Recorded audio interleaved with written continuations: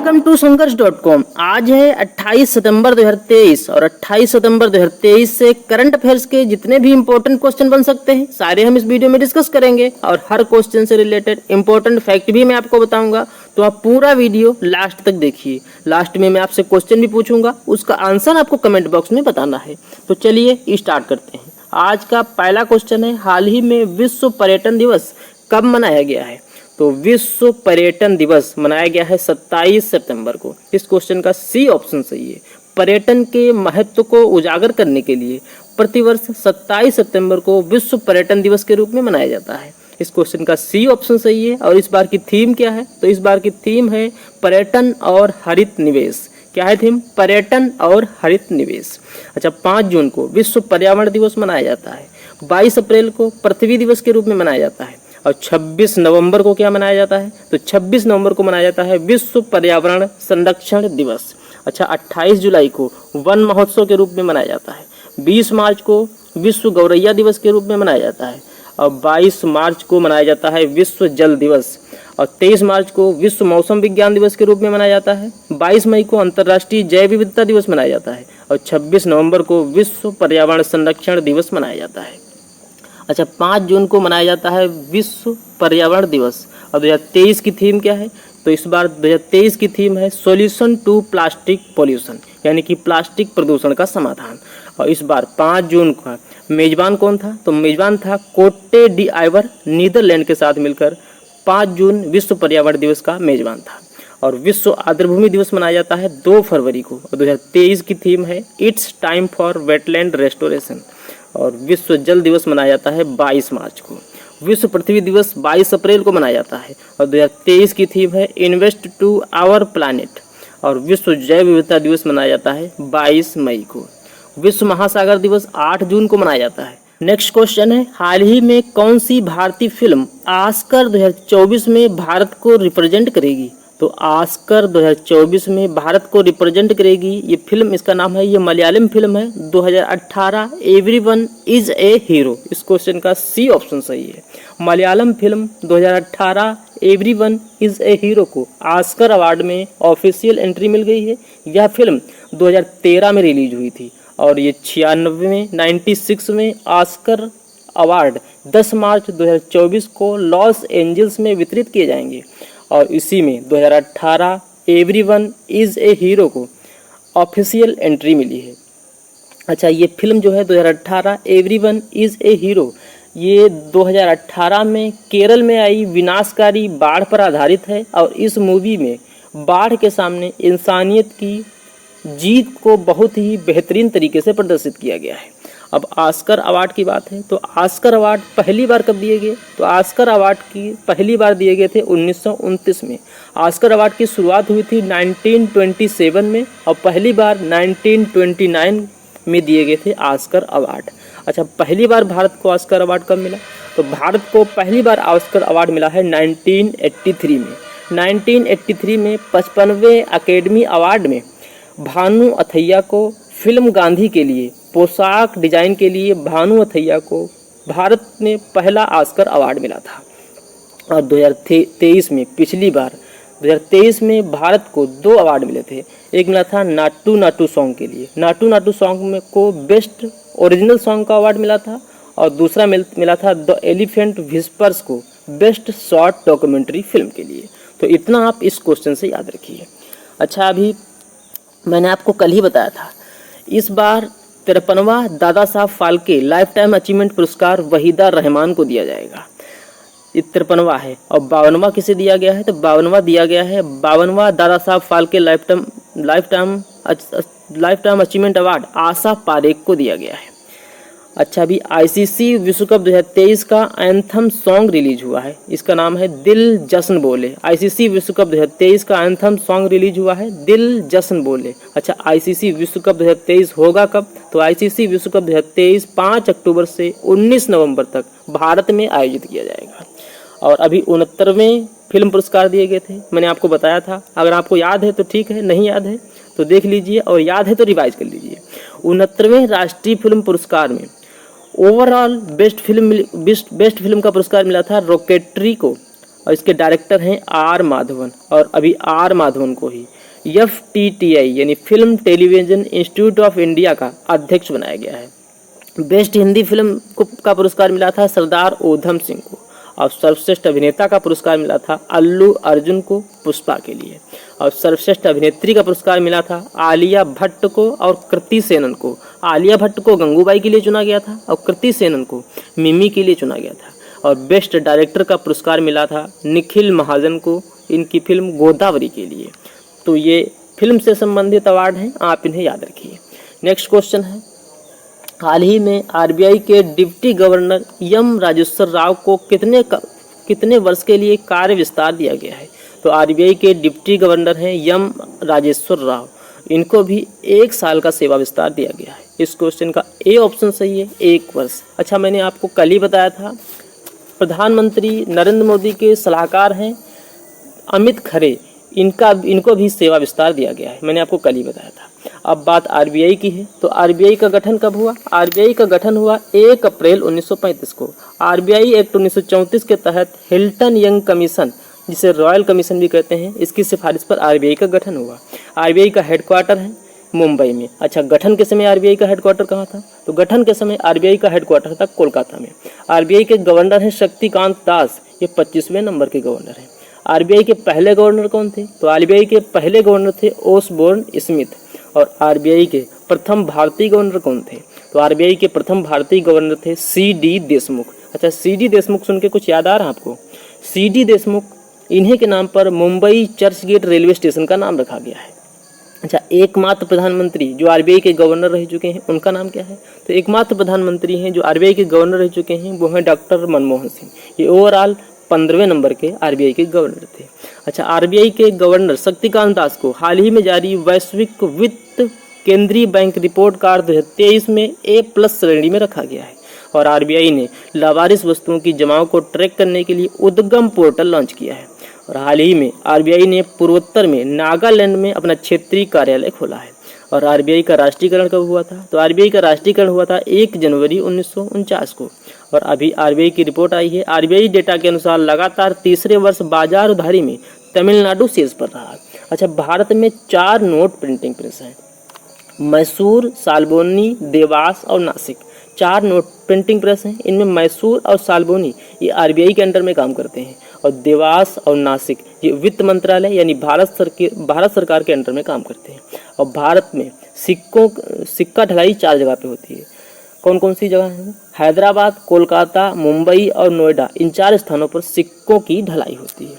इतना आप RBI से याद रखिए। नेक्स्ट क्वेश्चन है, हाल ही में किस देश की मुद्रा सितंबर तिमाही में सबसे बेहतर प्रदर्शन करने वाली मुद्रा बनी है? तो अफगानिस्तान की मुद्रा है अफगानी। ये सितंबर तिमाही में सबसे बेहतर प्रदर्शन करने वाली मुद्रा बनी है। इस क्वेश्चन का डी ऑप्शन सही है, अफगानिस्तान। अच्छा, अफगानिस्तान में इस समय तालिबानी शासन है। अच्छा, अभी एक रिपोर्ट आई थी, विश्व की सबसे मुक्त अर्थव्यवस्था की सूची में हांगकांग टॉप पर रहा है। ये आपको याद रखना है, क्योंकि हांगकांग विश्व की सबसे मुक्त अर्थव्यवस्था की सूची में लगातार 53 वर्षों से सिंगापुर टॉप पर था, और इस बार हांगकांग टॉप पर आ गया है, तो आप इसे भी याद रखिए। नेक्स्ट क्वेश्चन है, हाल ही में भारत सरकार दिल्ली से किस शहर के बीच इलेक्ट्रिक हाईवे बनाने की योजना बना रही है? तो भी दिल्ली सरकार इलेक्ट्रिक हाईवे बनाने की योजना बना रही है दिल्ली से जयपुर के बीच। भारत सरकार दिल्ली से जयपुर के बीच इलेक्ट्रिक हाईवे बनाने की योजना बना रही है। इस क्वेश्चन का बी ऑप्शन सही है। केंद्रीय सड़क मंत्री और राजमार्ग परिवहन मंत्री हैं नितिन गडकरी। इन्होंने कहा है कि इलेक्ट्रिक बसें काफ़ी लोकप्रिय हैं और सरकार दिल्ली से जयपुर के बीच इलेक्ट्रिक हाईवे बनाने की योजना बना रही है। इस क्वेश्चन का बी ऑप्शन सही है, जयपुर। नेक्स्ट क्वेश्चन है, हाल ही में कहाँ 13वां हिंद प्रशांत सेना प्रमुख सम्मेलन आयोजित किया गया है? तो 13वां हिंद प्रशांत सेना प्रमुख सम्मेलन ये भी नई दिल्ली में आयोजित किया गया है। इस क्वेश्चन का ए ऑप्शन सही है। नई दिल्ली के मोनेक्सा सेंटर में 13वां हिंद प्रशांत सेना प्रमुख सम्मेलन आयोजित किया गया है और इसमें भारत ने 2024-25 तक 35,000 करोड़ रुपए का रक्षा निर्यात करने का लक्ष्य निर्धारित किया है। इस क्वेश्चन का ए ऑप्शन सही है। अच्छा, अभी आ रहा है 8 अक्टूबर। 8 अक्टूबर को सेना दिवस मनाया जाता है। सेना दिवस इस बार कहाँ मनाया जाएगा? तो सेना दिवस इस बार मनाया जाएगा उत्तर प्रदेश के प्रयागराज में। और हमारे सेना प्रमुख कौन हैं? हमारे वायुसेना प्रमुख हैं वी.आर. चौधरी। वी.आर. चौधरी हमारे वायुसेना प्रमुख हैं। 8 अक्टूबर के बाद फिर आएगा 4 दिसंबर। 4 दिसंबर को नौसेना दिवस मनाया जाता है। नौसेना चीफ हैं आर. हरि कुमार। और इस बार नौसेना दिवस का आयोजन कहाँ किया जाएगा? तो इस बार नौसेना दिवस का आयोजन 4 दिसंबर को महाराष्ट्र के कोंकण तट पर स्थित सिंधुदुर्ग किले में किया जाएगा। और हमारे नौसेना प्रमुख हैं आर. हरि कुमार। और 15 जनवरी को थल सेना दिवस मनाया गया है। 15 जनवरी को सेना दिवस मनाया गया है। सेना दिवस का आयोजन कहाँ किया गया है? सेना दिवस का आयोजन पहली बार दिल्ली से बाहर बेंगलुरु में किया गया और हमारे सेना प्रमुख हैं मनोज पांडे। इतना आप इस क्वेश्चन से। नेक्स्ट क्वेश्चन है, हाल ही में केंद्र सरकार ने अरुणाचल प्रदेश के साथ और किस राज्य में अफस्पा यानी armed forces special protection act की समयावधि बढ़ा दी है? तो अभी केंद्र सरकार ने अरुणाचल प्रदेश और नागालैंड में अफस्पा का टाइम पीरियड बढ़ा दिया है। 1 अक्टूबर 2023 से 6 महीने के लिए अफस्पा बढ़ा दिया गया है अरुणाचल प्रदेश और नागालैंड में। इस क्वेश्चन का सी ऑप्शन सही है। अच्छा, अफस्पा पहली बार कहाँ लगा था? तो अफस्पा पहली बार लगा था 1958 में मणिपुर और असम में। नेक्स्ट क्वेश्चन है, हाल ही में किसने सरकारी सेवाओं में भर्ती के लिए प्रतीक्षा सूची बनाने के प्रावधान को समाप्त कर दिया है? तो अभी जम्मू कश्मीर केंद्र शासित प्रदेश ने सरकारी सेवाओं में भर्ती के लिए प्रतीक्षा सूची बनाने के प्रावधान को समाप्त कर दिया है। इस क्वेश्चन का बी ऑप्शन सही है, जम्मू कश्मीर। अब बात जम्मू कश्मीर की है, तो जम्मू कश्मीर के लेफ्टिनेंट गवर्नर कौन है? तो जम्मू कश्मीर के लेफ्टिनेंट गवर्नर हैं मनोज सिन्हा। अच्छा, अभी कैप्टन बाना सिंह को जम्मू कश्मीर में कचरे के खिलाफ युद्ध के लिए राजदूत के रूप में नियुक्त किया गया है। जम्मू कश्मीर में दुनिया का सबसे पुराना देवदार का पेड़ मिलने का दावा किया गया है। जम्मू कश्मीर को संघ में शामिल होने के 76 वर्ष पूरे होने पर हीरक जयंती समारोह मनाया जा रहा है। एक्चुअल में जम्मू कश्मीर 26 अक्टूबर 1947 को जम्मू कश्मीर के तत्कालीन राजा थे महाराजा हरि सिंह। इन्होंने 26 अक्टूबर 1947 को जम्मू कश्मीर के भारत में विलय पत्र पर साइन किए थे। यानी कि जम्मू कश्मीर 26 अक्टूबर 1947 को भारतीय संघ में शामिल हुआ था और इसी के उपलक्ष्य में भारत हीरक जयंती समारोह का आयोजन कर रहा है। जम्मू कश्मीर में बांगस वैली फेस्टिवल आयोजित किया गया है और हाल ही में डॉक्टर आप के गांव में पहल जम्मू कश्मीर में शुरू की गई है। उधमपुर रेलवे स्टेशन का नाम बदलकर मार्टिन कैप्टन तुषार महाजन रेलवे स्टेशन किया गया है। इतना आप जम्मू कश्मीर से याद रखिए। नेक्स्ट क्वेश्चन है, हाल ही में किस राज्य के सर्वश्रेष्ठ पर्यटन गाँव के रूप में पेम्बार्थी और चंदलापुर को चुना गया है? तो पेम्बार्थी और चंदलापुर ये है तेलंगाना में और इसे सर्वश्रेष्ठ गांव के रूप में तेलंगाना के सर्वश्रेष्ठ गांव के रूप में चुना गया है। इस क्वेश्चन का डी ऑप्शन सही है, तेलंगाना। अब बात तेलंगाना की है, तो तेलंगाना की कैपिटल क्या है? तेलंगाना की कैपिटल है हैदराबाद। तेलंगाना के चीफ मिनिस्टर हैं के चंद्रशेखर राव और तेलंगाना के राज्यपाल हैं डॉक्टर तमिलसाई सौंदरराजन। अच्छा, अभी असम के विश्वनाथ घाट को 2023 में भारत के सर्वश्रेष्ठ गाँव के रूप में चुना गया है। पश्चिम बंगाल के मुर्शिदाबाद जिले के किरेटेश्वर गाँव को भारत के सर्वश्रेष्ठ पर्यटन गाँव का पुरस्कार मिला है। मोढेरा गांव ये है गुजरात में, यहाँ 24/7 सोलर सप्लाई शुरू हो गई है। मायम गांव है गोवा में, ये पहला ग्राम एटलस बना है। और माना गांव है उत्तराखंड में, ये फर्स्ट विलेज ऑफ इंडिया बना है। भिवाड़ी गांव है महाराष्ट्र में, ये भारत का पहला कार्बन न्यूट्रल गांव बना है। और भरतौल गांव है बरेली जिला उत्तर प्रदेश में, यहाँ पर 100% घरों में RO वाटर पानी उपलब्ध हो गया है। नेक्स्ट क्वेश्चन है, हाल ही में किस राज्य सरकार ने हुक्का बार पर प्रतिबंध लगाने की घोषणा की है? तो अभी हरियाणा राज्य सरकार ने हुक्का बार पर प्रतिबंध लगाने की घोषणा की है। इस क्वेश्चन का सी ऑप्शन सही है। हरियाणा के चीफ मिनिस्टर मनोहर लाल खट्टर ने हरियाणा में सभी हुक्का बारों पर प्रतिबंध लगाने की घोषणा की है। अब बात हरियाणा की है, तो हरियाणा की कैपिटल क्या है? हरियाणा की कैपिटल है चंडीगढ़। हरियाणा के चीफ मिनिस्टर हैं मनोहर लाल खट्टर और हरियाणा के राज्यपाल हैं बंडारू दत्तात्रेय। अच्छा, अभी हरियाणा राज्य सरकार ने औद्योगिक श्रमिकों की बेटियों को 50,000 रुपये अनुदान देने की घोषणा की है। हरियाणा के परिवहन विभाग ने नेशनल कॉमन मोबिलिटी कार्ड पेश करने की घोषणा की है। और हरियाणा राज्य सरकार ने महिलाओं की सुरक्षा सुनिश्चित करने के लिए सेफ सिटी योजना शुरू करेगी। हरियाणा के मुख्यमंत्री ने मुख्यमंत्री शहरी आवास योजना के लिए पोर्टल का अनावरण किया है। और हरियाणा राज्य सरकार ने अभिनेत्री मीता चौधरी को मनोरंजन नीति परिषद का अध्यक्ष नियुक्त किया है। और हरियाणा के मुख्यमंत्री ने प्रत्येक मंगलवार को कार मुक्त दिन की घोषणा की है। इतना आप हरियाणा से याद रखिए। नेक्स्ट क्वेश्चन है, हाल ही में किस देश को 75,000 टन गैर बासमती चावल का निर्यात करेगा? भारत किस देश को 75,000 टन गैर बासमती चावल का निर्यात करेगा?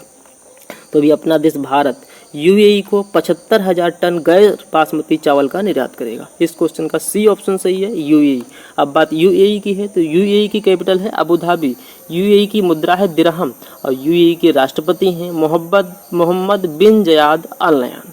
नेक्स्ट क्वेश्चन है, हाल ही में चीन ने किस देश के साथ द्विपक्षीय सहयोग बढ़ाने के लिए 12 समझौते पर हस्ताक्षर किए हैं? तो वे चीन ने द्विपक्षीय सहयोग बढ़ाने के लिए नेपाल के साथ 12 समझौतों पर हस्ताक्षर किए। इस क्वेश्चन का बी ऑप्शन सही है, नेपाल।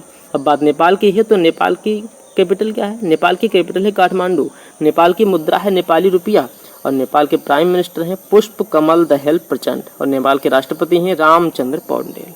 नेक्स्ट क्वेश्चन है, हाल ही में किसके द्वारा लिखित पुस्तक नेशनल कॉलिंग का विमोचन किया गया है? तो भी सोनल गोयल द्वारा लिखित पुस्तक है नेशनल कॉलिंग और इसका भी विमोचन हुआ है। इस क्वेश्चन का ए ऑप्शन सही है। नेक्स्ट क्वेश्चन है, हाल ही में किसने गूगल का एकाधिकार खत्म करने के लिए अपना खुद का ऐप स्टोर लॉन्च किया है? जैसे गूगल का ऐप स्टोर है प्ले स्टोर, उसी प्रकार फोन पे ने अपना ऐप स्टोर इंडस लॉन्च कर दिया है। इस क्वेश्चन का सी ऑप्शन सही है। अब बात फोन पे की है तो फोन पे की स्थापना 2015 में हुई। फोन पे का हेडक्वार्टर है बेंगलुरु में और फोन पे के सीईओ हैं समीर निगम। नेक्स्ट क्वेश्चन है, हाल ही में किस कंपनी के दक्षिण एशिया की नीति प्रमुख समीरन गुप्ता ने इस्तीफा दिया है? तो प्लेटफॉर्म एक्स के दक्षिण एशिया के नीति प्रमुख थे समीरन गुप्ता और इन्होंने भी इस्तीफा दिया है। इस क्वेश्चन का सी ऑप्शन सही है, प्लेटफॉर्म एक्स। अच्छा, प्लेटफॉर्म एक्स इसका पहले नाम ट्विटर हुआ करता था। ट्विटर को एलन मस्क ने खरीद लिया और एलन मस्क ने इसको खरीद कर इसका नाम प्लेटफॉर्म एक्स कर दिया था। नेक्स्ट क्वेश्चन है, हाल ही में किस राज्य के मुख्यमंत्री ने सीएम एलिवेट कार्यक्रम की शुरुआत की है? तो अभी मेघालय के चीफ मिनिस्टर कोनराड संगमा ने सीएम एलिवेट कार्यक्रम की शुरुआत की है। इस क्वेश्चन का सी ऑप्शन सही है। अब बात मेघालय की है तो मेघालय की कैपिटल है शिलांग, मेघालय के चीफ मिनिस्टर हैं कोनराड संगमा और मेघालय के राज्यपाल हैं फागू चौहान। नेक्स्ट क्वेश्चन है, हाल ही में एशियाई विकास बैंक के उपाध्यक्ष के रूप में किसे नियुक्त किया गया है?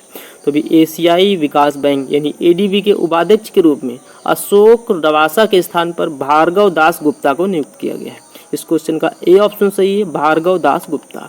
अच्छा, जो बी नंबर पे नाम लिखा है डिल्मा रूसेफ, ये एनडीबी यानी ब्रिक्स बैंक की प्रमुख बनी है और ये ब्राजील की पूर्व उपराष्ट्रपति हैं। अजय बंगा ये विश्व बैंक के अध्यक्ष हैं।